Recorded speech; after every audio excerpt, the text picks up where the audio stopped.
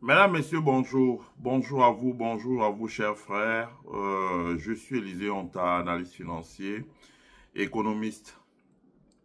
Je fais cette vidéo pour parler avec vous de la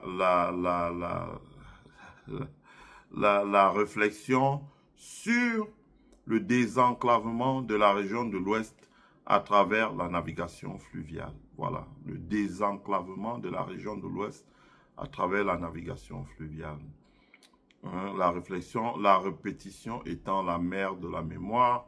J'essaie de répéter ce que je dis souvent avec ceux qui ont regardé les précédentes vidéos que nous avons faites sur le sujet. Parce que celles-ci, nous les refaisons à la faveur des gens qui ont assisté au Rodéo, cette foire promotionnelle qui s'est tenue dans la ville de Bafoussam, organisée par le Conseil général de la région de l'Ouest. Et je pense que j'ai pas voulu donner l'impression que j'attaque les gens. Donc on a dit on va faire ça par petits bouts et ça va durer un certain temps pour que les gens puissent comprendre. Donc on a préféré revenir au départ pour dire ce qu'il faut qu'on dise absolument à nos parents. Ce n'est pas leur manquer de respect. Ce n'est pas parce que j'ai vu les gens, tu es qui pour leur dire? Est-ce que tu as conçu aussi les immeubles comme eux? Est-ce que tu as conçu les usines comme eux? Je ne veux pas répondre parce que celui qui dit ça n'a aucune maîtrise du capitalisme moderne, le capitalisme dans sa forme moderne. Warren Buffett n'est pas un industriel, n'a pas des usines au Cameroun. Pourtant, c'est le parrain du capitalisme aux États-Unis. Voilà. Donc, il faut que les gens se calment, se calment un peu. Se calment un peu et puis nous laissent travailler dans le sens qui est le nôtre. Ce que moi je voulais dire, c'est que il faudrait que nous expliquions à nos parents qui sont maires, qui sont conseillers municipaux, qui sont présidents du comité de développement, qui sont rois, notables, les 9, les 7, qui sont élites, simplement. Parce que les élites ont un poids chez nous, ils font beaucoup de choses. Ils refont les écoles, ils aménagent les toits, ils viennent donner de l'aide aux gens, etc., etc. Tous ces gens, les fonctionnaires de l'administration déconcentrée qui viennent travailler chez nous, comme préfet, comme sous-préfet, comme délégué départemental, comme délégué provincial, tous ces gens-là. Ce que moi, j'aimerais leur dire, c'est que vous ne pouvez pas vous développer si vous ne désenclavez pas une région, un territoire. Ce n'est pas possible. Ça n'existe pas. Il n'y a pas de précédent. Voilà. Il n'y a pas de précédent. Alors, les gens vont me dire, ouais, mais est-ce que c'est... En Amérique, là, il y avait les autoroutes qui avaient déjà l'industrie. Non, il n'y a pas les autoroutes qui avaient déjà l'industrie, mais il y avait le chemin de fer. Quand vous regardez les vieux films western, avant même John Wayne, avant même le Bon, la Brûle, le Truand, avant les Clint Eastwood, il y avait déjà le chemin de fer. Vous voyez dans les films le chemin de fer. Les trains arrivaient, c'est les chiens en charbon. Le gars, il mettait le charbon là. Ça faisait et puis on voyait le charbon. Ça faisait partie du transport. Comme on dit transport, le chemin de fer, big scale, ça transporte beaucoup de choses. Ça permet de réaliser des économies d'échelle. C'est important. Et comme j'ai dit la dernière fois, quand vous transportez sur le chemin de fer, vous retirez ce qui est très lourd sur les routes, dont les routes ne se dégradent pas vite. Quand on fait les routes ici aux États-Unis, on ne les refait pas comme chez nous, on racle le goudron. Non, vous voyez seulement, on ferme la circulation un peu parfois la nuit ou le jour, parce que pour la visibilité, on bouche les trous. Les gars, ils se mettent là 1 heure, 2 heures, c'est fini, ils sont partis. Parce que ce qui est très lourd ne circule pas sur la route. C'est les camions qui transportent des choses légères. C'est les voitures de tourisme, les véhicules de tourisme ou les véhicules utilitaires. Ce n'est pas des camions qui vont transporter le ciment, ce n'est pas possible. Tout ce qui est très lourd, c'est soit par le chemin de fer, soit par la navigation fluviale ou maritime. Mais fluviale, à l'intérieur du pays, c'est fluvial. On navigue sur les fleuves. Pour couronner le tout, j'ai partagé, c'est sur notre chaîne YouTube. Vous pouvez regarder. Je m'étais rendu à l'usine de Harley Davidson qui fabrique les motos là. Je ne reconnais plus personne Harley Davidson. La fameuse chanson de Brigitte Bardot. Dans les motos Harley Davidson, quand vous regardez les motos Harley Davidson, ce sont des motos fabriquées ici. Et j'avais partagé ça sur mon mur là. Toute la vidéo est sur, j'avais transporté ça de Facebook de notre page Facebook Élisée Yonta. J'ai transporté ça sur notre chaîne YouTube Élisée Yonta. Vous pouvez les regarder. On arrive au travail dans une ville comme Chicago. Si tous les gens devaient utiliser la route, les embouteillages seraient monstres. On mettrait 6 heures de temps pour arriver au travail. Donc, il faudrait partir de la maison, je ne sais pas, à 2 heures du matin pour espérer être au bureau à 8 heures. Ce qui n'est pas possible. On a retiré énormément du trafic. On a mis ça sur l'eau. Des bateaux, quand on venait même en été, là, on ouvre ces bateaux-là, il y a des gens qui jouent la musique, l'accordéon, la guitare. Ils vous font rire, on vous donne des chips, des boissons. Et le bateau fait le tour de la ville, vous prenez du bon air. Ça s'appelle la navigation fluviale. Ça s'appelle la navigation fluviale marchande. Ça veut dire le transport des marchandises. Ça s'appelle la navigation fluviale des personnes. Voilà. Donc, ça s'appelle les croisières, la plaisance. Ça peut aussi être le transport multimodal. Donc, une combinaison entre le transport par chemin de fer, le transport fluvial, le transport terrestre sur la route et même parfois le transport aérien. Comme je vous ai dit, les États-Unis ont des usines qu'ils implantent au Mexique. La matière première part de l'Asie, par exemple de biotechnologie, la matière première part de la forêt en Amazonie, prend un avion, un gros porteur, Jean Antonov, atterrit au Mexique, ils produisent, ils évacuent sur le chemin de fer, ça arrive dans un port mexicain, ça prend le bateau, ça franchit le canal de Panama et ça se retrouve aux États-Unis. C'est ce qu'ils appellent le Global Supply Chain. Et ils ont des applications pour monitorer tout ça dans le monde. C'est ça qui fait leur force. C'est parce que les Chinois commencent aussi à copier et à rentrer dans ça que c'est tendu entre l'Amérique et la Chine. On verra qui va manger qui là. C'est de ça qu'il s'agit. Et je dis ça parce qu'il faudrait qu'on explique à nos parents bamileke que ce qui enrichit un pays, ce n'est pas l'immeuble. Ce n'est pas ça qui fait la prospérité économique. Je ne veux pas être désagréable en disant certaines choses. Ce n'est pas l'immeuble. C'est pas parce qu'on a fait une usine et puis on donne à Hilary Kadidja et puis elle pompe ça sur la toile en disant le milliardaire X ou Y, Z. Ça n'impressionne personne d'ailleurs. Personne. C'est pas parce qu'on ne parle pas, on ne met pas les photos sur la toile qu'on n'a rien à dire aussi. C'est pas ça. Ce qui est important, c'est la construction ou la navigation fluviale. C'est que le désenclavement pour une région comme l'Ouest, une fois que vous exploitez à l'optimum l'aérien avec l'aéroport de Bafoussam, je me suis déjà exprimé dessus. Une fois que vous exploitez à l'optimum le chemin de fer, je me suis déjà exprimé dessus. Il va falloir que vous réglez la question de la navigation fluviale et la route. Ceux qui regardent la vidéo de comment j'avais montré ici à Harley Davidson, quand vous voyez Harley Davidson a un quai, je crois, d'ailleurs quand je faisais la vidéo, on entend le train passer. Non, ils ont un quai qui est situé là, le quai c'est le train qu'on entendait passer, c'est des trains qui viennent livrer du gaz parce qu'ils ont une centrale à gaz pour produire l'énergie électrique et ravitailler leurs usines. Donc vous voyez le rôle du train, l'impact du transport ferroviaire. Deuxièmement, maintenant, ils ont énormément de marchandises qui arrivent dans ce qu'on appelle le port de, je crois que c'est le port de Cleveland, dans l'Ohio. Et à partir de ce port de Cleveland qui est situé sur le lac Michigan, qui est un grand port, qui approvisionne le Canada, etc., etc., etc. Donc, le port de Cleveland dans l'Ohio, ils peuvent transporter maintenant, faire du transbordement des gros navires de 30 000 conteneurs, porte-conteneurs. Tout transbordement et mettre maintenant sur des bateaux qui prennent de 200 à 1000 conteneurs, même de 100 à 1000 conteneurs, dépendant de la taille du bateau. Et ces bateaux vont maintenant coulisser. Donc, vous voyez bien que ça retire énormément de camions sur les rues et ça évite les accidents. Ces bateaux vont maintenant coulisser avec les conteneurs jusqu'à arriver dans le port de Chicago, port en eau. Et sur ce bateau-là, maintenant, vous avez un porte-conteneur qui enlève, mais parce que la ville de Chicago a plusieurs ports secs. Je ne veux pas aller dans tous les détails ici.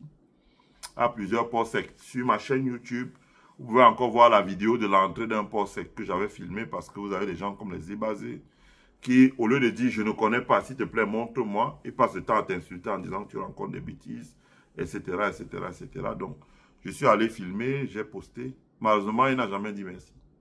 Donc, vous voyez l'entrée et la sortie des ports secs. Vous voyez le mouvement des camions. Ça entre, ça sort, ça entre, ça sort. La vidéo dure 3 minutes. Je sais pas, en 3 minutes, on voit peut-être 40 camions. Ça entre, ça sort, ça entre, ça sort. C'est ça, l'économie. Je veux dire que ceux qui ont fait ça en Amérique, ceux qui ont fait ça en Chine, ceux qui ont fait ça en Allemagne, ceux qui ont fait ça en Belgique, en Anvers, etc., ceux qui ont fait toutes ces choses-là, ce ne sont pas des gens qui sont fous. Si vous regardez encore sur notre chaîne Facebook, il y a des vidéos que j'ai partagées, la navigation sur le Rhin en Allemagne. Il faut les regarder. Vous allez voir, il y a beaucoup de choses intéressantes, chers frères. Il y a beaucoup de choses intéressantes. Ensuite, quand vous regardez, par exemple, ça, c'est les benchmarks que je prends pour que les gens puissent comprendre. Quand vous regardez la région parisienne, par exemple, en région parisienne, vous pouvez voir en région parisienne comment les gens se baladent sur l'eau. Se baladent, c'est que, quand vous voyez, on dit la Seine. La Seine, c'est un fleuve qui fait la région parisienne et qui va jusqu'à ce qu'on appelle la Seine-Maritime. C'est-à-dire qu'à Rouen, au niveau de Rouen, la Seine-Maritime, donc. Ce qui se passe, c'est que les grands porte-conteneurs arrivent d'Asie, d'Amérique, etc., arrivent dans le port du Havre.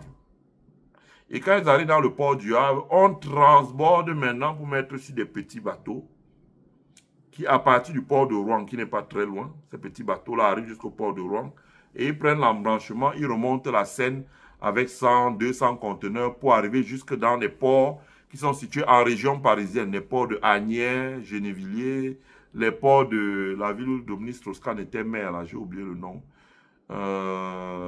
Donc, il y a un certain nombre de ports comme ça. La région parisienne a plusieurs ports. Et maintenant, dans ces ports-là, c'est là que les camions viennent maintenant prendre les conteneurs de nuit pour éviter les embouteillages et tout, pour faire ce qu'on appelle le last mile. Ça veut dire que si c'est les marchandises qui vont chez Monoprix, si c'est les marchandises qui vont chez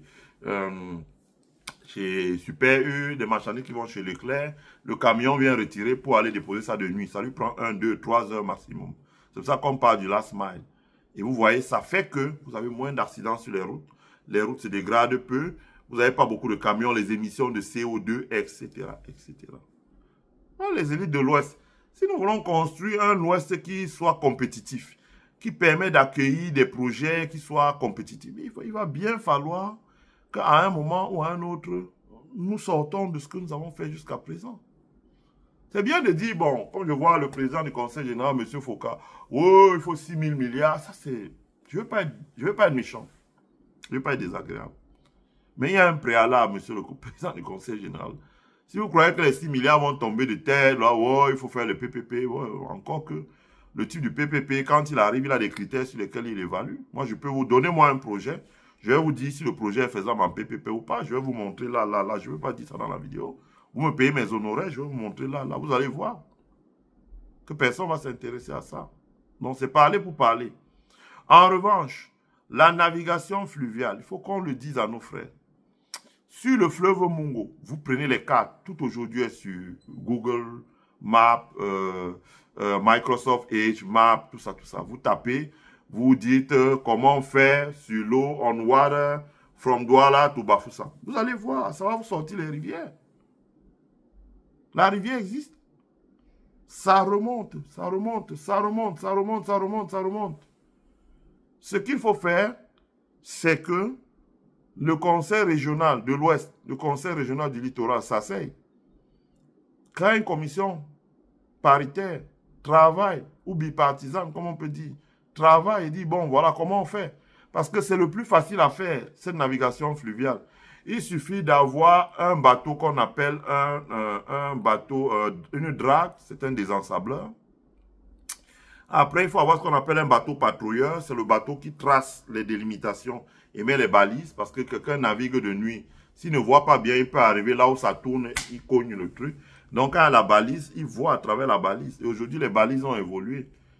Moi, on a déjà eu à naviguer ici. Les balises ont déjà évolué. Donc, les balises sont telles que elles sont même maintenant magnétiques. Donc, ça est sur un tableau. Et le monsieur, il voit bien les délimitations. Il sait qu'ici, il faut faire ça, il faut faire ça. Et il y a même parfois une tour qui lui dit, voilà, tu dois naviguer comme ça. À partir de ce moment, les gens peuvent naviguer de jour, Mais ils peuvent aussi naviguer la marchandise de nuit. La marchandise de nuit, ça veut dire quoi? Vous avez des barges qui emportent l'équivalent de 20 conteneurs, ceux qui emportent l'équivalent de 50, ceux qui emportent l'équivalent de 100, ceux qui emportent l'équivalent de 200, de 300, de 400, de 500. Vous avez des barges. Vous avez des barges. Donc ces barges-là, elles circulent, elles emportent des marchandises. Voilà. Et quand elles emportent les marchandises sur les trucs, l'avantage c'est que vous réalisez ce qu'on appelle economic of scale. Vous avez un projet, par exemple, au niveau de Tcham, d'aménager la route. Est-ce que c'est normal que tout le ciment qui doit monter, tout le fer qui doit monter, ça passe sur la route? C'est ça qui affaisse les routes, là. Les routes se gâtent très vite. C'est ça qui affaisse les routes. Les histoires, oh, le pont de paysage, ça c'est zéro. Ça n'existe pas, les ponts de paysage ici en Amérique. Et pourquoi les routes ne se gâtent pas? C'est parce que tout ce qui est lourd va sur l'eau ou sur le rail. Je vous ai montré les usines de Harley-Davidson. Une usine comme ça importe beaucoup de pièces, en fer, etc., en acier, etc., bref, en métaux. Tout ça là, ça arrive dans des cartons, dans des conteneurs, des conteneurs, des conteneurs, des conteneurs. Ça arrive sur l'eau. 20, 30, 150 conteneurs. On retire maintenant, on pose sur un camion. Et le camion là roule sur une route en fer, en béton armé. Il fait quelques... Je vous ai la vidéo est sur mon mur là. Il fait quelques 2 ou 3 kilomètres, il est rendu à l'usine. Il dépose le conteneur, on vide, on lui met un autre conteneur, il retourne. Si demain, nous voulons construire une économie prospère dans la région de l'Ouest, les gens disent, ah, il faut que l'Ouest devienne Singapour. Mais ça veut dire quoi? Ça veut dire que vous devez avoir la possibilité de produire pour exporter, produire les pièces pour les véhicules, dans la sous-traitance, pour les véhicules, pour les motos, pour les avions, pour ceci, cela. Donc, il faut faire une fonderie pour travailler l'acier, pour transformer cet acier-là, pour les usines, pour usiner les pièces, etc. Vous ne pourrez pas, quand vous avez seulement la route qu'on a là, Douala, Yaoundé, qui est déjà fini. Et même si vous la refaites, elle va s'abîmer le plus vite possible. Parce que tout ce qui est lourd, tout ce qui est big scale, vous avez besoin d'être compétitif. Et la compétitivité aujourd'hui, c'est dans le supply chain. Le transport et la logistique. Le transport et le stockage. Donc, vous avez besoin de transporter ces marchandises-là depuis peut-être le port de Douala où ils arrivent dans l'estuaire du Vouri. À ce moment, vous n'avez même plus besoin de faire que ça arrive dans le port de Douala. Ça peut arriver comme les Tchadiens veulent le faire dans le port de Malabo. Ça peut arriver dans le port Vous mettez en compétition le port de Douala. Ouais. Vous dites le port de Douala, bon, vous nous faites combien, etc. Bon, ok, vous n'êtes pas compétitif. On va voir à Malabo. Malabo est bien fier de voir arriver ceci. Donc, les bateaux arrivent jusqu'à Malabo, on transborde sur Malabo, et le gars, il traverse l'estuaire du Vouri, il prend la rivière du Mungo, il commence à remonter, il remonte. Vous voyez bien les cartes, il peut aller jusqu'à Kumba, il peut aller monter, jusqu'à arriver ici à Bafang. Et si on construit une écluse, ce que d'autres appellent un canal, qui permet de traverser en hauteur, je ne sais pas, les vidéos des écluses sont là sur mon mur. Vous tapez sur YouTube, écluse fluviale. Vous allez voir ce que c'est. Donc, même le canal de Panama, par exemple, c'est les écluses. C'est les écluses. C'est-à-dire quand vous arrivez, le bateau arrive en bas, il rentre dans un truc, là, on ferme, et puis on rajoute de l'eau. Quand on rajoute de l'eau, le bateau monte jusqu'à la hauteur du prochain fleuve, on ouvre et le bateau traverse. Et quand on traverse, maintenant, il y a un autre qui rentre. Quand il rentre, on descend le niveau d'eau. Il se retrouve en bas, il est haut, etc. Il traverse, il s'en va. On peut le faire au niveau de quelqu'un. Ça ne coûte pas cher une écluse à faire. En tout cas, ça ne coûte même pas le 10e de ce qu'on dépense à l'Ouest pour les bouteilles de champagne dans les funérailles, les bouteilles de vin, les bouteilles de champagne, les services traiteurs et tout. Ça ne coûte pas le 10e de ça. Le problème, c'est qu'il faut qu'on mette les problèmes, comme on dit en anglais, c'est qu'il faut qu'on mette les problèmes sur la table, les vrais problèmes, sans faire des faux fuyants. Monsieur le gouverneur de la région de l'Ouest, monsieur Aya Fonkwa, on vous dit ça, ce n'est pas par défiance. C'est parce qu'il faut le dire. Monsieur le président du conseil régional de l'Ouest, il faut le dire. Il faut que nous utilisions la navigation fluviale. Nous avons vu des enfants qui ont conçu des bateaux là au pays. Ngongo, secrétaire général de la présidence, les a reçus à la présidence. Mais il faut franchir l'étape. On navigue où? On navigue où? Je vous dis, à partir du moment où vous faites ça, surtout la navigation, À partir du moment où vous faites ça, dans l'estuaire du Vouri, vous avez une concentration de ports. Vous avez Calabar, demain vous aurez Tico, vous avez Kribi, vous avez Malabo, vous avez Pointe-Noire, vous avez, etc. Vous avez une concentration de ports. Donc, dans les ports qui sont dans l'estuaire du Vouri, c'est à vous maintenant même qui choisissez, en fonction du prix de la compétitivité, vous choisissez là où vous voulez que votre bateau descende et vous faites un transbordement sur des barges de 50 à 100 conteneurs et ces barges-là remontent maintenant. Ça peut être l'acier, ça peut être la matière pour le ciment, ça peut être beaucoup de choses. Mais tout ce qui est lourd. Si vous n'avez pas ça, vous ne pouvez pas faire d'industrie parce que le transport par camion ne peut jamais vous permettre d'être compétitif. Je dis ça parce qu'après cette présentation, on fera la route et le port sec. Et quand je parlais de port sec, c'est à ça que je pensais. Parce que ça arrive par l'estuaire du Vouri à Douala, ok, vous évacuez par le train. Mais quand vous avez la navigation fluviale, vous pouvez aller au-delà de l'estuaire, vous pouvez aller au-delà du port de Douala, vous pouvez aller dans le port de Malabo, vous pouvez aller dans le port. C'est que si vous commandez les bateaux arrivent dans le port de Malabo et c'est dans le port de Malabo qu'il y a le transbordement. Si par exemple le port de Douala dit, bon, je vais faire à 25, à 150 000 à tonnes, le port de Malabo peut dire, moi, parce que c'est le commerce, je vais faire ça à 25 000 à tonnes. Et de Malabo jusqu'à entrer dans nos eaux territoriales, peut-être ça vous prend 5 000. Donc ça fait 30 000 par rapport à 150 000. Vous avez un gain de compétitivité de 120 000 francs. Et comme vous avez un port sec, les formalités douanières ne se font qu'au niveau du port sec. C'est ce qu'il s'agit. Donc, ça vient, ça arrive dans le port sec, c'est déchargé dans le port sec, c'est là-bas que la douane fait. Le port de Douala n'est plus qu'un port de transbordement. Et il n'est plus le seul. Parce qu'il peut avoir Kribi, parce qu'il peut avoir Malabo, parce qu'il peut avoir Pointe-Noire, parce qu'il peut avoir Libreville, etc., etc. Parce qu'il peut avoir Calabar, parce qu'il peut avoir, etc., etc. Il peut avoir Tico. À partir du moment où vous mettez Douala en compétition et vous développez. Les marchandises qui sortent commencent à faire tourner les usines à Bekoko, tourner les usines à Souza, tourner les usines à Bomono, tourner les usines à Maleke, tourner les usines à Mbanga, tourner les usines à Njombe Penja, tourner les usines à Loum, tourner les usines à Manjo, tourner les usines à Nkonsamba, tourner les usines à Melon. Qui peuvent avoir des quais d'accueil. Je dis encore que la vidéo de Harley Davidson est là. Il va dire que, comme j'ai dit encore la dernière fois, ici aux États-Unis, on dit big, dream big. Si tu ne rêves pas grand, ben, je ne sais pas comment tu fais pour faire de grandes choses. Ce qu'il faut dans notre pays, c'est qu'il faut que les gens rêvent grand, à mon avis, à mon humble avis. Il faudrait que les gens rêvent grand. Donc, c'est de ça qu'il s'agit. J'espère que je n'ai pas écorché ou égratigné quelqu'un dans ma présentation. J'ai essayé de rester le plus correct possible. Voilà, le plus correct possible. Hein, c'était une vidéo simple là qu'on faisait pour échanger avec vous, pour partager avec vous le peu que nous savons. Hein, donc, il y a la nécessité de mener une réflexion, de mener des études de faisabilité pour exploiter les rivières et faire la navigation fluviale. Vraiment, quand vous venez ici en Amérique, là, vous voyez même les rivières sur lesquelles on navigue là, mais chez nous là, le tirant d'eau est faible. C'est souvent qu'il envoie l'armée américaine qui avait les engins là pour creuser, enlever le tirant d'eau. Le tirant d'eau est très faible.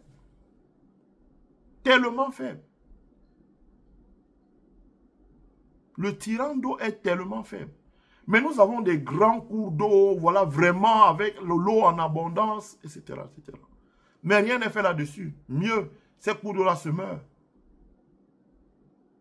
Parce que c'est une réflexion qu'il va falloir tenir en compte. Parce que le jour où vous mettez en exploitation le chemin de fer et la navigation fluviale, vous créez les conditions de la compétitivité, comme j'ai dit. Ça veut dire que vous arrangez avec des armateurs. Vous dites aux armateurs, bon monsieur, vous allez faire venir le conteneur, les bateaux. Par exemple, si le port de Douala est cher, vous allez faire venir les bateaux, le passage, la manutention au port de Douala est élevé. Vous faites venir les bateaux jusqu'à Bata en Guinée équatoriale. En Bata en Guinée équatoriale, le bateau descend, il est transbordé peut-être par 100 conteneurs sur les barges qui remontent jusqu'à truc. Ça va devenir tellement moins cher. Tellement moins cher. Ce que vous aurez gagné. Parce que là, on vous fait les prix moins chers, etc. Et quand vous avez un port sec à l'intérieur, le stockage des marchandises devient moins cher. Le stockage de marchandises au port de Douala est hors de prix. Parce que le prix du mètre carré a flambé. Mais si vous construisez un port sec à Sancho ou à Kekem, vous allez voir que le stockage sera tellement moins cher. Parce que le prix du terrain là-bas n'est pas très élevé. La spéculation foncière représente un coût additionnel dans la faisabilité des projets. Dans une ville comme Douala aujourd'hui. Franchement, j'espère que je dis ça gentiment. Donc, on espère que le prochain rodéo qui va se tenir à Bafoussam, que M. Foka, s'il est encore le président du Conseil régional de l'Ouest, je crois, ouais, peut-être qu'il sera l'année prochaine, je ne sais pas moi, je ne connais pas trop la politique locale, qu'il ouvre une réflexion sur le désenclavement de la région de l'Ouest. Par l'aérien, il faut qu'il y ait un séminaire par l'aérien, il faut qu'il y ait un séminaire par le transport des rails, mais il faut qu'il y ait aussi un séminaire par le transport fluvial. Et en plus, maintenant, il faut qu'il y ait un séminaire par la route et il faut qu'il y ait un séminaire sur le port sec.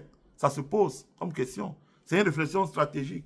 Quand on voyage dans le monde, on va en Thaïlande, c'est ce qu'ils ont fait. Dans les endroits, il n'y a même pas l'eau là. Ils ont percé, creusé. Il y a des appareils pour ça, creuser, faire passer de l'eau, etc., etc. Donc, ils amènent des conteneurs parfois. Ça arrive à Singapour. Ça descend de Singapour sur les petites barges. Parce que l'engorgement des routes, même des chemins de fer, tout ça, c'est engorgé. Les conteneurs descendent parfois à 400 km. Ça fait sur les fleuves, ça remonte. Il y a des fleuves, vous voyez les cartes là. Prenez les cartes de tous ces pays d'Asie là. Vous avez des routes fluviales là et tout et tout. Ils remontent pour aller approvisionner les usines. Et quand ils produisent, ils ressortent maintenant pour aller dans les grands ports. C'est là qu'on fait ce qu'on appelle, dans le jargon du supply chain, consolidation. Ça veut dire, s'il y a plusieurs bateaux qui arrivent avec 50, 100, 200 conteneurs, on regroupe ça pour faire un gros conteneur de 30 000. C'est comme ça. Il faut avoir une vision, chers parents. Et la vision, ce n'est pas de dire, nous avons les immeubles. Non, c'est pas ça. L'immeuble, ce n'est pas ça la vision. Et il ne faut pas que nous aussi, ce qu'on appelle les intellectuels dans notre Ouest Cameroun, se laissent impressionner. Parce qu'il y a moins de choses qui m'énervent chez les intellectuels à l'Ouest du Cameroun. Aujourd'hui, l'intellectuel ne peut plus parler. Vous voyez un féman à qui on a donné une rente, peut-être il vend du carburant volé dans le monde. Dès qu'il s'assoit, tout le monde vient l'appeler papa, les gens ont peur de parler. Dès qu'il veut parler, tu as fait quoi? Lui, il a fait, on a vu. Ça ne veut rien dire. Ça ne veut rien dire. Du tout. Je ne veux pas être désagréable avec nos parents qui sont des opérateurs économiques, mais ça ne veut rien dire du tout. Mais alors, rien dit du tout. Quand vous êtes la matière grise, ayez le courage d'exprimer, ayez le courage de porter vos opinions, ayez le courage de vous défendre et ne vous laissez pas marcher dessus. Et je dis toujours à gens qui sont des éminences grises dans notre Ouest, faites des affaires. Je le dis toujours ça, faites des affaires. Arrêtez les idées qu'on vous a mis dans la tête que non, quand on est allé à l'école, on a les bardés de diplômes, on ne peut pas faire des affaires. C'est faux. Faites des affaires. Mais gardez votre liberté. Et si vous n'avez pas fait des affaires, vous n'avez pas l'argent, ne vous laissez pas impressionner. Hein? Comme ce que les Mathieu Omi viennent faire sur la toile. Tu as déjà fait quoi, on a vu. J'ai regardé, j'ai dit, quelqu'un qui marche avec les sandalettes vient parler à quelqu'un comme moi. Hein? On portait les premiers costumes à 10 ans, avec les bottillons. Avec les bottillons. Donc, faites attention. Donc, il faudrait que dans notre Bamileke natal, que nous ouvrons la réflexion. La réflexion précède l'action, dit-on. La réflexion précède l'action. Ça, c'est Edouard Balladur qui nous disait ça quand on était étudiant. La réflexion précède l'action. Ce que je veux dire, voilà. La réflexion précède l'action. Vous réfléchissez avant d'agir. Vous ne dites pas parce que je suis, j'agis. Donc, si la région de l'Ouest a l'envie de se développer, il va falloir. Parce que je vais vous dire une chose.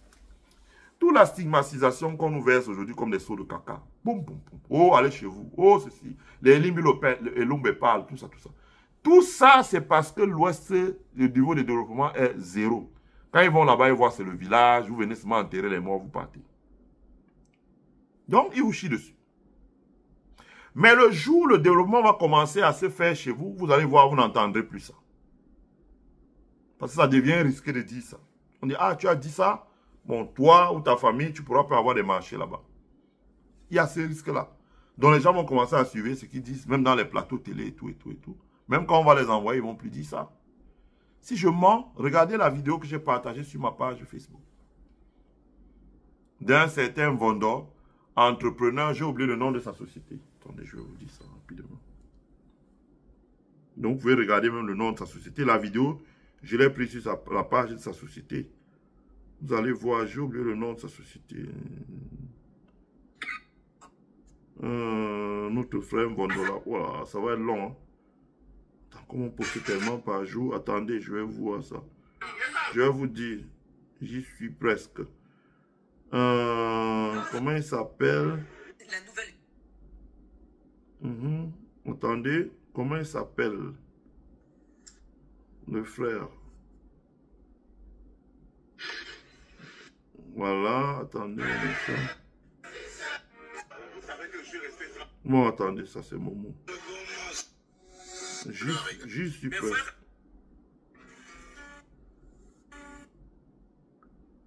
J'y suis presque. Non, c'est pas là.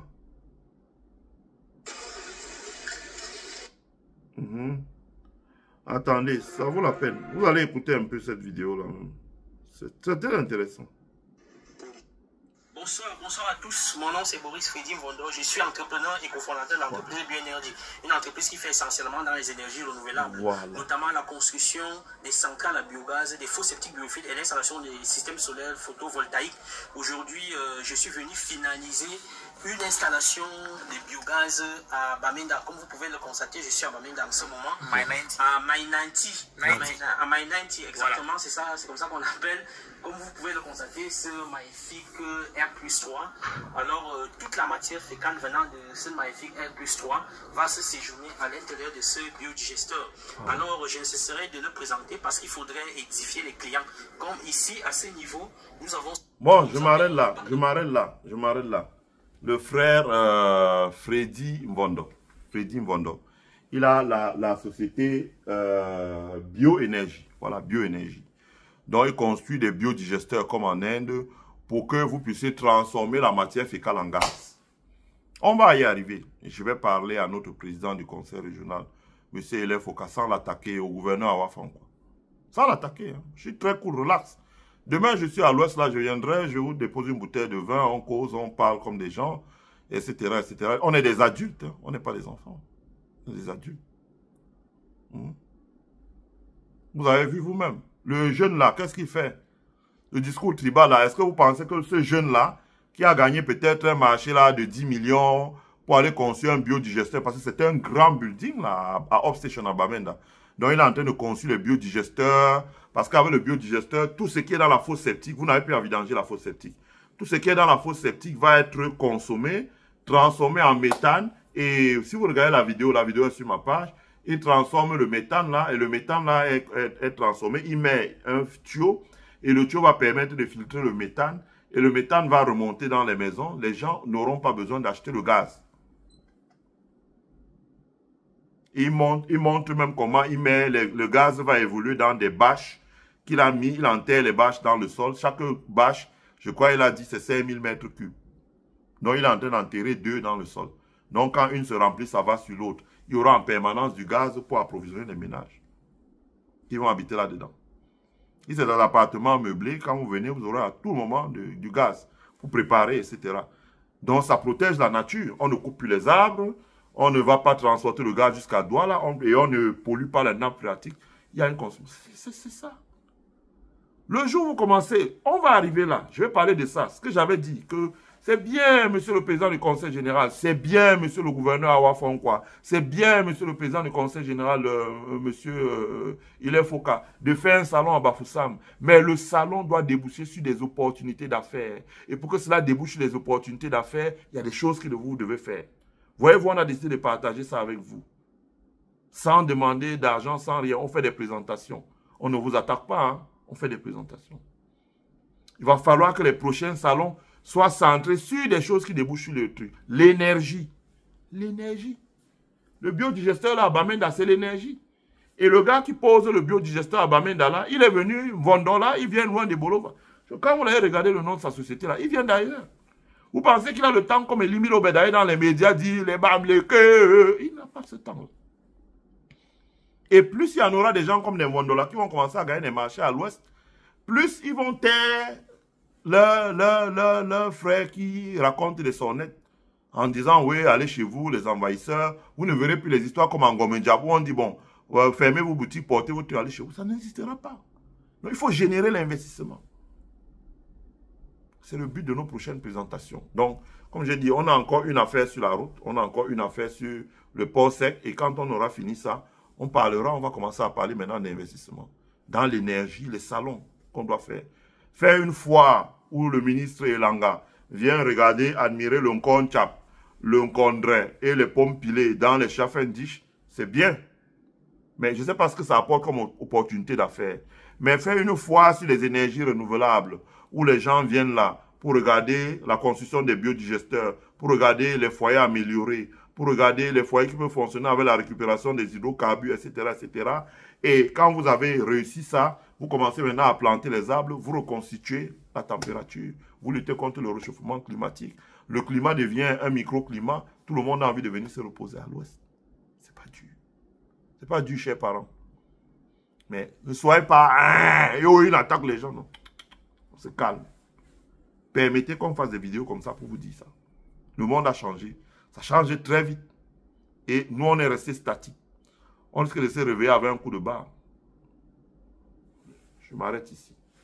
Très respectueusement, très gentiment, en espérant que vous avez regardé la vidéo. Et partagez vos impressions là, partagez ça massivement dans les groupes. J'ai entendu dire qu'il y a des gens qui disent qu'il ne faut pas partager ça. C'est leur problème. Je dis que ceux qui regarderont en feront bon usage et vont créer un avantage compétitif. Et ceux qui vont par aversion, par haine, par machin, orgueil, etc. Tant pis pour eux. Voilà. On aura au moins le mérite de l'avoir dit. Je vous souhaite à tous et à toutes de passer une agréable journée. Abonnez-vous sur notre chaîne. Mettez un like sur la vidéo pour que YouTube puisse la recommander au maximum de monde. Et invitez vos amis à s'abonner et à activer la petite cloche. Ça permet que quand une vidéo est mise en ligne, ils ne puissent pas manquer la vidéo. Voilà. Partagez sur vos pages. Faites un thank you. Ça veut dire qu'une donation ponctuelle sur la vidéo. Il y a la petite icône dans le cœur. Ou abonnez-vous en souscrivant au membership. Ça permet que nous puissions continuer à développer notre chaîne et à mettre en place des programmes éducatifs. On verra. Jusqu'à temps que l'employeur nous dit que la ligne rouge est franchie, peut-être qu'on va s'arrêter. Mais autant que faire se peut, on va continuer à vous édifier sur cette chaîne car c'est la chaîne du savoir. Je souhaite à tous de passer une agréable semaine. Prenez soin de vous. Bye.